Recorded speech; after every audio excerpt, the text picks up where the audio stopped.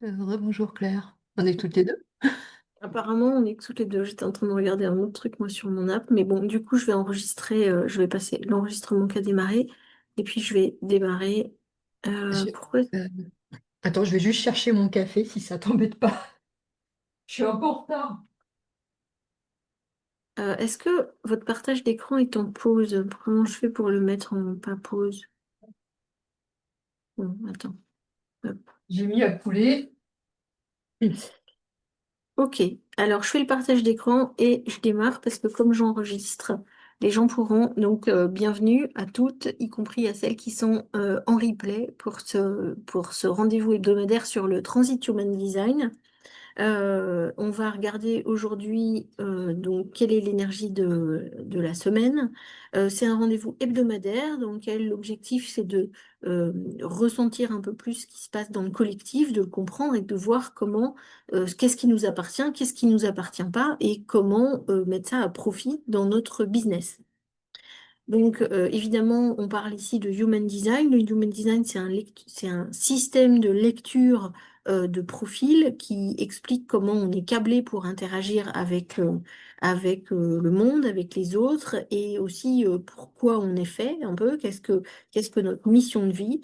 Et c'est aussi un très bel outil pour créer son entreprise alignée avec soi-même. Alors, bon, en live, on va bien sûr se préparer à ce rendez-vous et surtout avoir sa carte sous les yeux pour être capable de repérer l'énergie de la semaine et de voir, de noter ce qui résonne et ce qui résonne un peu moins. Alors, le principe du transit, c'est que tous les 6 jours, et même tous les jours, en fait, ben, la planète sur laquelle on vit étant évoluant, les énergies qu'on reçoit, ne sont pas les mêmes. C'est un petit peu le même principe que l'horoscope, finalement. Mais là, on regarde par rapport à la façon dont nous, on est câblés et pas un ensemble de personnes. Moi, je ne traite ici que de l'énergie principale du Soleil, mais en fait, le transit, c'est comme s'il y avait alors je regardais plutôt là, voilà, comme s'il y avait un nouveau chart qui est le chart du collectif. Et donc, ce chart, il évolue un tout petit peu chaque jour, mais pendant 6 jours, l'énergie principale du Soleil est la même. Donc, ça veut dire quoi avec ce chart? Ça veut dire que pendant 6 jours, tout le monde a l'ego de défini et les émotions de défini.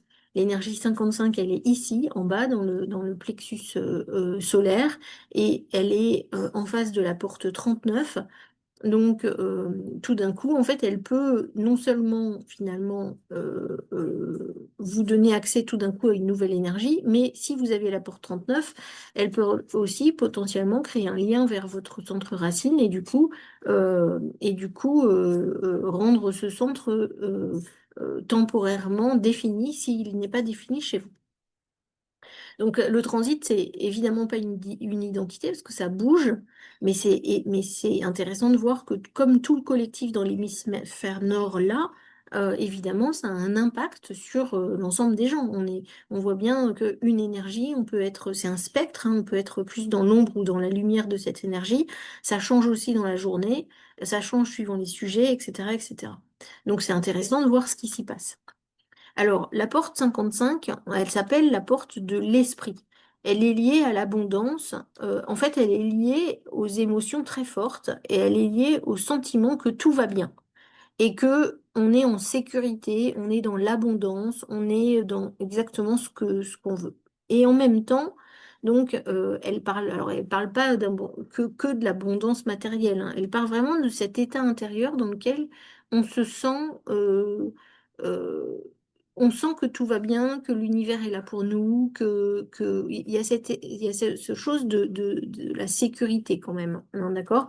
Et puis, il y a aussi quelque part le fait que, bah, comme je disais tout à l'heure, c'est une énergie, c'est dans les deux sens. Donc en fait, il va y avoir ce shift émotionnel entre potentiellement une profonde mélancolie et le haut de la vague, ça va être beaucoup de joie. et de joie plus spirituelle, savoir que le monde est là pour nous, que de toute façon notre chemin est tracé, qu'on est en sécurité, que, etc., etc. Donc cette porte 55, elle parle vraiment de la polarité et des extrêmes sur l'émotion. Et en fait, de ce sentiment entre je me sens vide ou mélancolique et jusqu'à je me sens très inspirée, je me sens dans l'abondance et tout va bien. D'accord? Donc, ce qui est important dans toutes ces vagues émotionnelles, c'est que en fait, faut avoir confiance dans le process. C'est-à-dire que quand on est en bas, c'est pas la catastrophe, ça nous informe aussi d'un certain nombre de choses. Et quand on est en haut, bah, c'est pas enfin, c'est l'euphorie, mais c'est pas pour ça que tout est parfait. Et ça nous donne aussi une information. Donc en fait, l'énergie de la porte 55, elle est vraiment là pour cultiver la foi. La foi dans le fait que la vie ben, ou l'univers est profondément, est profondément là pour nous, en fait. On est supporté. On n'a pas besoin de craindre le manque, par exemple. D'accord? Et ça donne une grande liberté de penser comme ça, en fait, parce qu'on se libère justement des choses du manque, de la peur du manque. Euh, alors, cette énergie, elle est au milieu, en fait, entre les trois, donc elle est sur le circuit individuel. Ça veut dire aussi qu'elle amène finalement une expression de l'autonomie de chacun. C'est-à-dire qu'on ne parle pas là du collectif, on parle bien de soi et de son rapport finalement à cette spiritualité de l'abondance, si je peux l'appeler comme ça. D'accord? Euh, donc voilà, on voit que d'un côté, donc on est dans cette dans cette spiritualité de l'abondance, et de l'autre côté, on peut être dans justement la mélancolie, le sentiment de ne pas avoir de pas être dans son pouvoir, d'être un peu victime de la vie, qu'on est dans le manque, qu'on n'a plus, on n'a plus confiance en soi, on n'a plus la foi, etc. Donc on est un peu dans ces deux extrêmes-là. Euh, Donc, ah bah, voilà, je le remets ici. Donc, vraiment, amplification émotionnelle, le lien entre l'humeur et la vision, d'accord? Ce que je vais ressentir va colorer directement ce que je vois de ce qui est possible, donc ce qui va me tirer vers l'avant ou pas. Beaucoup de sensibilité accrue, parce qu'en fait, à chaque fois qu'on a des portes qui sont ou en tout cas qui sont en plus dans un centre qui va se définir pour tout le monde. N'oubliez pas, 50% de la population n'a pas accès à cette énergie de façon consistante, hein, aux émotions de façon consistante. Et donc, il y a une grosse partie de la population pour lesquelles les émotions, c'est pas un domaine très connu, hein, c'est un domaine plus sensible. Et quand le centre est défini pour tout le monde, c'est encore plus différent. Et en même temps, comme je disais tout à l'heure, c'est un moment de révélation intérieure parce que finalement, c'est quel est notre rapport profond à cette abondance. Est-ce qu'on est dans la peur ou où est-ce qu'on en est? C'est comme si on avait un espèce de baromètre par rapport à où est-ce qu'on en est. Le type de pression et d'élan qui va arriver, bah, c'est comme j'ai dit tout à l'heure, hein, c'est vraiment la vague émotionnelle. Et du coup, bah, c'est pas forcément ni visible, ni palpable, etc. Mais on est dans ce besoin quand même de sens, ce besoin de liberté, ce besoin d'aller chercher quelque chose d'aller vers la foi, de quelque chose de plus grand qui assure notre sécurité. C'est vraiment cette énergie-là. Et elle vient mettre en mouvement donc l'abondance, la question de la liberté, d'accord? Est-ce que c'est vraiment la liberté dans mon business ou est-ce que je suis toujours prisonnière du fait que j'ai besoin par exemple, de prospecter encore très fort? Notre relation personnelle à l'abondance va pouvoir se transformer du coup cette semaine. Ajuster sa vision et avoir conscience des croyances limitantes qui vont nous enfermer. D'accord? Ça va. Dès qu'on va se sentir désaligné par rapport à cette énergie, ça va montrer aussi le travail qu'on a à faire quelque part pour se libérer et être dans la confiance par rapport à l'avenir. cette porte, elle va donc encore une fois, cette énergie, ce sont des vagues émotionnelles, c'est le plexus solaire qui est pris, d'accord? Dans les relations professionnelles, ça va évidemment nous toucher sur tout ce qui va être expansion et restriction, ok? Où est-ce que je vais pouvoir me sentir vraiment libre? Où est-ce que je vais vraiment avoir ce sentiment que c'est bon, je vais trouver ma clientèle, je vais réussir, ma société va aller à son rythme, je vais pas être trop sous l'eau, etc., etc. Et cetera. Et en même temps, ben, où est-ce que je me situe par rapport à tout ça? Donc dans le corps, ben, c'est flux émotionnel. Et on le ressent dans les émotions, on le ressent aussi dans les décisions parce qu'on va ressentir la perception de plusieurs possibles différents qui va être influencé par l'humeur. Est-ce qu'on est en bas de la vague ou en haut de la vague? D'accord? Et dans la même semaine et dans la même journée, on va pas vivre les mêmes choses. D'accord? La vague, elle évolue. Donc dans une même journée, on peut être très en bas et puis à un moment, hop, reprendre de la confiance. Euh, alors là, j'écrivais dans les relations, besoin accru d'authenticité, de liberté d'expression. Tout ce qui touche aux émotions nécessite encore plus de transparence, j'ai envie de dire, parce que on est tous dans la vague émotionnelle. Donc on est tous pris en fait par nos propres peurs, nos propres inconforts, nos propres moments de démotivation. Et c'est là que le groupe peut se tirer vers le haut et surtout pas en fait s'abaisser. Euh, et ça, c'est vraiment hyper important parce qu'on voit bien que ce qui va être amplifié, c'est la sensation d'expansion intérieure. J'ai pris des bonnes décisions, ça va aller, je suis sur le bon chemin, etc. Le besoin d'inspiration parce qu'on a besoin d'aller vers quelque chose où justement va y avoir de l'abondance, donc plus de soif, de beauté, de sens, ça devient un fort moteur notre rapport à la foi, cette capacité à faire confiance, et puis cette vision de le futur finalement va être perçu à travers le prisme de l'émotion présente. Ça, c'est quand on est en haut de la vague, d'accord? Par contre, ce qui va être très challengé, c'est justement comment est-ce qu'on gère ces fluctuations entre je suis pas bien, ces variations d'humeur, d'accord, qui vont être fortes, surtout pour la moitié de la population qui n'a pas l'habitude de gérer des émotions. Donc, ça veut dire qu'en fait, elle se prend non seulement ses propres vagues, mais aussi les vagues du collectif, qui sont assez désagréables à sentir. Il y a le sentiment de limitation qui est vraiment là, c'est-à-dire j'ai plus confiance, j'ai l'impression que je j'ai pas ma bonne cible, j'ai l'impression que mon offre ne va pas, donc on est limité.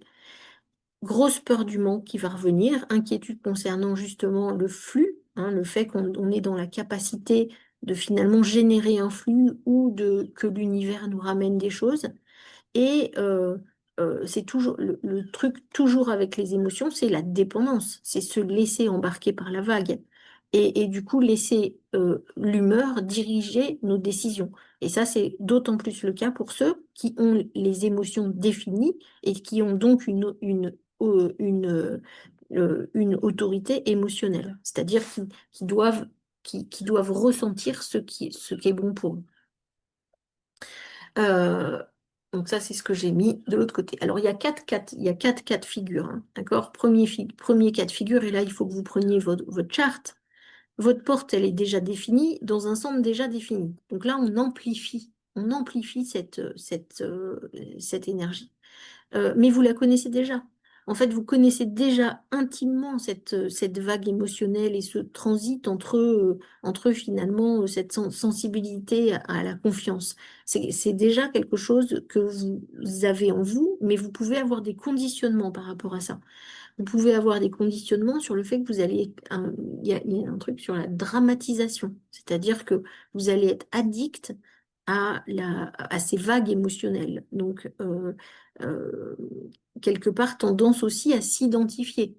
Des gens qui vont dire, ah non, mais en fait, moi, je suis... Ou qui vont se sentir dans la dépression, puis hop, remonter, puis hop, dans la dépression. Donc, et aussi, le truc, c'est la peur de toucher ce manque, en fait, d'aller toucher les moments où on est dans le bas de la vague, alors que le bas de la vague est une information par rapport à un système qui est peut-être en effet pas assez solide pour le moment, ou par rapport à une faiblesse à un certain endroit de la structure. quand l'émotion est prise comme une information, elle est beaucoup moins impactante. Donc ça, c'est quand c'est complètement défini. Maintenant, il y a la porte définie pour un centre ouvert. Là, l'énergie de la porte, elle est plutôt familière, mais elle n'est pas vécue de façon consistante. Elle est vécue de temps en temps. Donc là, le transit qui va donner accès à l'énergie des émotions de façon consistante pendant 6 jours va amplifier ces fluctuations émotionnelles collectives que vous allez capter. Donc vous allez du coup avoir comme conditionnement ou comme chose qui va être compliquée, c'est la confusion entre ma vague, ma propre vague, où est-ce que j'en suis, et la vague des autres. Entre la confusion entre son propre état et celui des autres. La difficulté à discerner où est-ce que ça commence et où est-ce que ça finit. Est-ce que ça m'appartient bien, ça?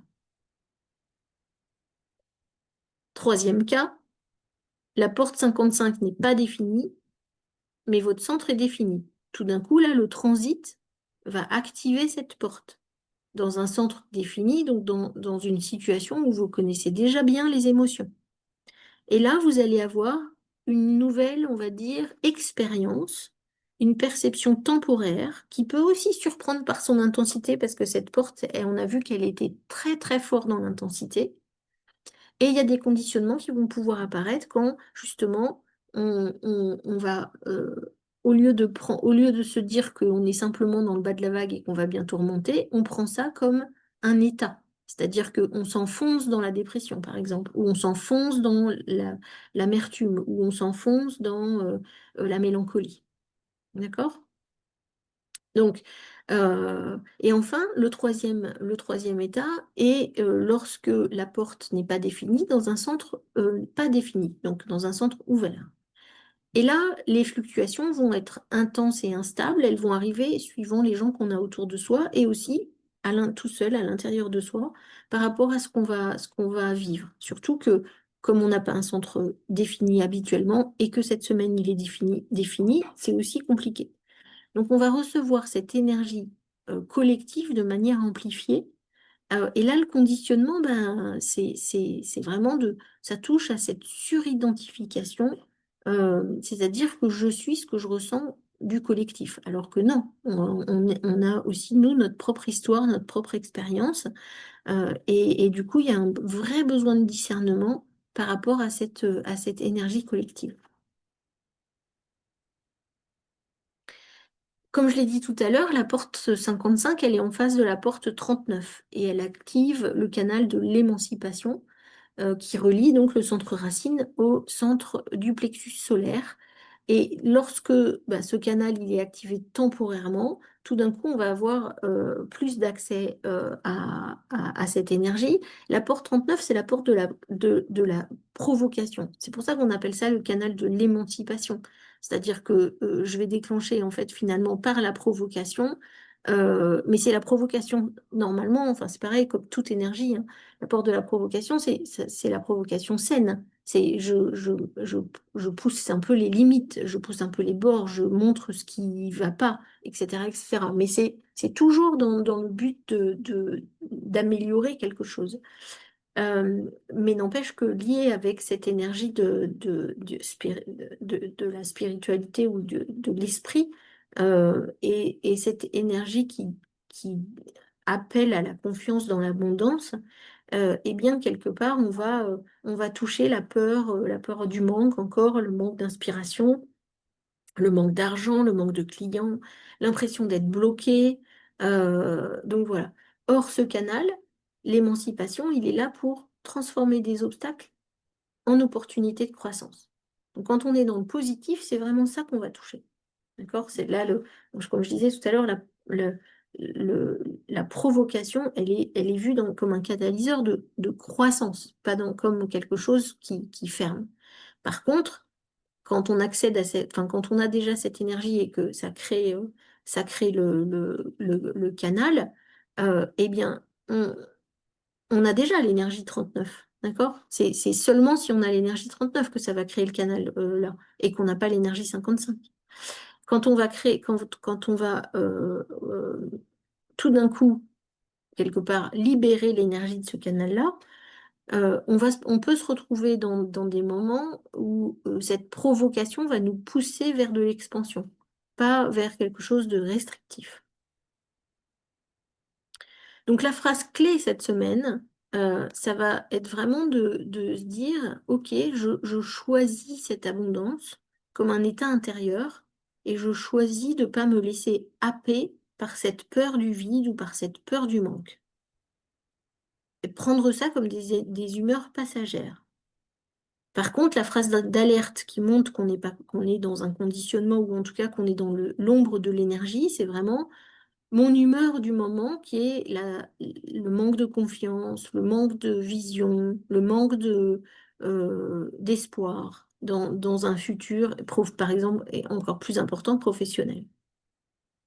Et là, du coup, très important de revenir à soi et même de faire du travail de déprogrammation par rapport à ça. Donc, évidemment, avec le Human Design, on peut aller plus loin là-dedans, ou soit en termes de coaching, soit en termes d'explication juste pour aller chercher comment est-ce qu'on est câblé pour se libérer de ça quand ça devient trop présent. Voilà, donc c'est vraiment pour aller plus loin, on peut explorer son human design et le mieux avoir une lecture de son, de son design si ce n'est pas encore le cas. Voilà ce que je pouvais vous dire aujourd'hui sur l'énergie 55 qui va s'arrêter dans quelques jours parce qu'elle est déjà active depuis mercredi. Donc, en fait, dès demain, on va changer d'énergie. On va passer sur une énergie différente. Donc, c'est plus une explication de ce que vous avez vu sur les quelques jours que vous avez passés et aujourd'hui et demain. Voilà, on se retrouve lundi prochain pour la prochaine énergie du transit Human Design.